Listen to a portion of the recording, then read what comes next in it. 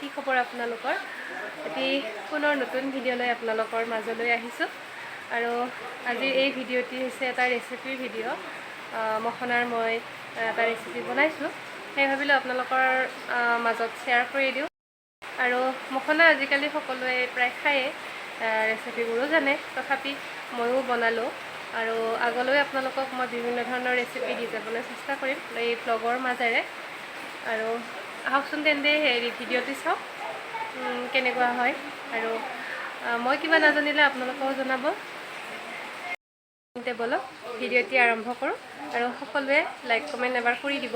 আৰু আপোনালোকৰ নতুনকৈ কোনোবাই যদি চাই আছে তেন্তে ভিডিঅ'টি ছাবস্ক্ৰাইব কৰিবলৈ একেবাৰে নাপাহৰিব।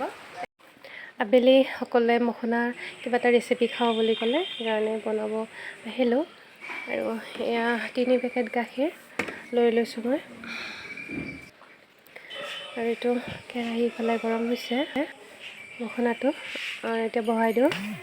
মখনাটো কম জুইত ভাজিব লাগিব, নহ'লে যদি জুই বঢ়াই দিওঁ তেতিয়া ওপৰতো মানে পুৰা যাব, কিন্তু ভিতৰ ফালে সেমেকা হৈয়ে থাকিব। মখনা যাক ফক্সনাট বা ফক্স চিডছ বুলিও কোৱা হয়, আয়ুৰ্বেদিক মেডিচিনত বহুত ধৰণৰ হেল্থ প্ৰব্লেম ঠিক কৰিবলৈ মখনাৰ ব্যৱহাৰ কৰা হয়। এয়া ভিতৰ ফালে দেখিছেনে সেমেকি আছে, এইটো ভাজি ল'ব লাগিব মচমচীয়া হোৱালৈকে। আৰু ইয়াৰ লগতে মখনা বিভিন্ন ধৰণৰ ৰেচিপি বনাবলৈও ব্যৱহাৰ কৰোঁ। শিশুসকলৰ বাবেও মখনা এক প্ৰকাৰৰ অমৃত বুলি ক'ব পাৰি। মখনাৰ ভিতৰত কলেষ্ট্ৰল আৰু ছ'ডিয়াম বহু কম থাকে, আৰু ফেটছ বহু পৰিমাণে কম থাকে। যিসকলে ওজন কমাবৰ বাবে যত্ন কৰি থাকে তেওঁলোকে এই খাদ্য তালিকাত মখনাটো ব্যৱহাৰ কৰিব পাৰিব।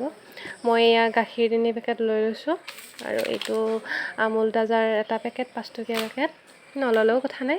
আৰু এয়া হৈছে খিচমিচ লৈ লৈছোঁ, আৰু এয়া এলমণ্ড কেইটামান ল'ম ইয়াৰ পৰা, কাজু ইয়াৰ পৰা কেইটামান ল'ম, লগাখিনি এইখিনি বাৰু মই লৈছোঁ। আৰু পাহৰি আছোঁ যদি মই আপোনালোকক পিছত দেখুৱাম।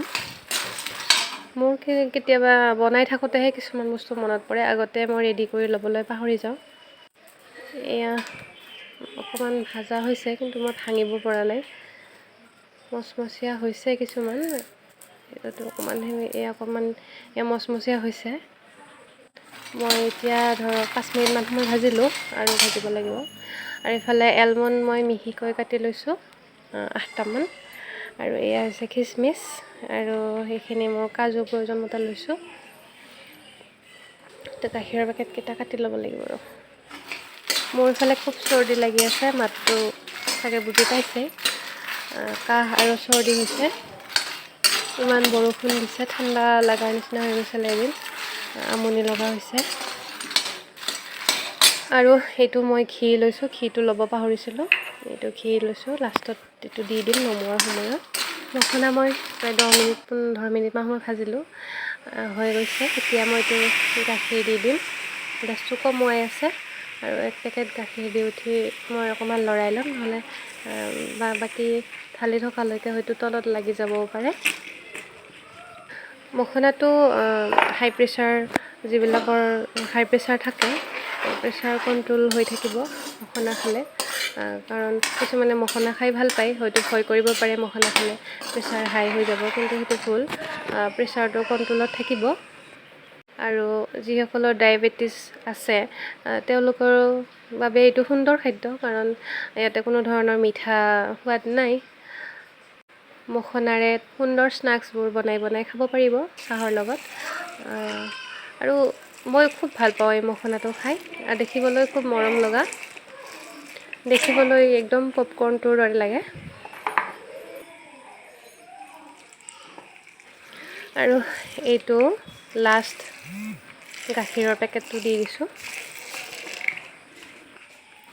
ঘৰৰে গৰু গাখীৰ হ'লেতো খুব ভাল হয়, সেইটোৰো এটা সোৱাদ বেলেগ হয়। আমাৰো আছে, কিন্তু মানে কম পৰিমাণে ওলায় এতিয়া গৰু গাখীৰ, সেইকাৰণে এতিয়া আকৌ বেলেগকৈ কিনিব লগাও হৈ যায়। এতিয়া জুইটো বঢ়াই দি এইটো ঘনকৈ লাৰি থাকিম, নহ'লে তলত লাগি যাব। আৰু এই ছাইডত যে গাখীৰৰ চামনিৰ দৰে লাগি যায়, সেইবোৰ এৰুৱাই থাকিব লাগিব, কাৰণ লাগি যাব পাৰে। পুৰি গ'লে ভাল নালাগিব চেণ্টটো। আৰু এয়া দুখিলা তেজপাত দিছোঁ। এইটো মোৰ এতিয়া মনত পৰিছে লাহে লাহে, কাৰণ আপোনালোকক আগতেই দেখুৱাবলৈ মই কৈছিলোঁ, পাহৰি থাকোঁ। এতিয়া সিজি সিজি গাখীৰ প্ৰায় 2 কাপমান কমিছে চাগে। আৰু মখনাটো যিমান ডাঙৰ আছিলে তাতকৈ সৰু হৈ যায়। মখনাটো মানে গৰম গাখীৰ পালে বা গৰম পানীত দিলে এইটো ফুলি নাযায়, এইটো সৰু হৈ যায় আৰু কোমলি যায় বাৰু। আৰু মই চেনি দিছিলোঁ, কেমেৰা লৈ থকা অসুবিধাৰ বাবে মই এনেকৈ এইটো কৰচেৰে 1.5 চামুচ চেনি দিছোঁ। আগতে আধা আৰু এতিয়া 1 চামুচ নহয়, চৰি, কৰচত দিছিলোঁ। আধা কৰচ আৰু 1 কৰচ এনেকৈ দিছিলোঁ। মিঠাটো নিজৰ সোৱাদ অনুযায়ী দিব পাৰে, যিসকলে মিঠা বেছি খাই বেছিকৈ দিব, কমকৈ খালে কমকৈ দিব। মই বেছিও নহয় কমো নহয়, এটা মিডিয়ামত দিছোঁ। আৰু বহুতে মখনাটো মিক্সিত গুড়ি কৰি দিয়ে, তেনেকৈ খাই ভাল নালাগে, মই ভাল নাপাওঁ। মই এতিয়া অকণমান গৰম পানী লৈছোঁ। বহুতে গৰম গাখীৰতো লয়, মই গাখীৰ ৰাখিব পাহৰি গ'লোঁ, গৰম গাখীৰ। সেইকাৰণে এনেকৈ পানীতে এইটো মই মিহলাই তাতে দি দিম। মিলাই লওঁ। ইফালে এয়া উতলি আছে, এবাৰ লৰাই দিওঁ, কাষত লাগি গৈছে। এইটো কমি যাব লাগিব, উতলি উতলি কমিব লাগিব, তেতিয়াহে ভাল লাগিব খাই।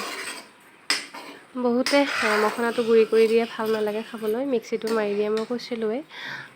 এনেকৈ ভাল নালাগে, কিবা চিৰাটো যেনেকৈ মিহি হৈ যায় পানীত ভিজালে বা গাখীৰত দিলে যেনেকৈ গুড়ি হৈ যায় বেছিকৈ সিজি, ঠিক তেনেকুৱা সোৱাদ লগা হয়। মই এতিয়া গুলি লোৱা পাউদাৰ গাখীৰখিনি দি দিলোঁ। কিছুমানে মিল্ক মেডো ব্যৱহাৰ কৰে। আৰু এইখিনি বাতিত অকণমান ৰৈ গৈছে, এইখিনি মিলাই দি দিওঁ। মিল্ক মেড দিলে এটা বেলেগ ধৰণৰ সোৱাদ আহে, তেতিয়া চেনি আৰু পাউদাৰ গাখীৰৰ বেলেগকৈ প্ৰয়োজন নাই। এয়া গাখীৰটো কমি আহিছে, এইখিনি আছেগৈ আৰু অকণমান গোটা কৰিব লাগিব। ছাইডত লাগি থকাখিনি এনেদৰে গুচাই দিছোঁ, নহ'লে জ্বলি যাব পাৰে, জ্বলি গ'লে আকৌ চেণ্টটো বেয়া লাগিব। এইখিনি উতলি আধা হৈছে আৰু এতিয়া এয়া কাটি লোৱা ড্ৰাই ফ্ৰুটছখিনি দি দিওঁ, তেতিয়াহে এইখিনিও কোমলিব। ইয়াতে ইলাচি গুড়ি, পিস্তা এইবোৰ দিব পাৰিলেও ভাল লাগে খাই, মোৰ তাত সেইবোৰ নাই এতিয়া। এইখিনি যিখিনি ড্ৰাই ফ্ৰুটছ আছে সেইখিনিকে মই দিছোঁ। এতিয়া এইখিনি ভালদৰে মিলাই আৰু উতলিব দিওঁ।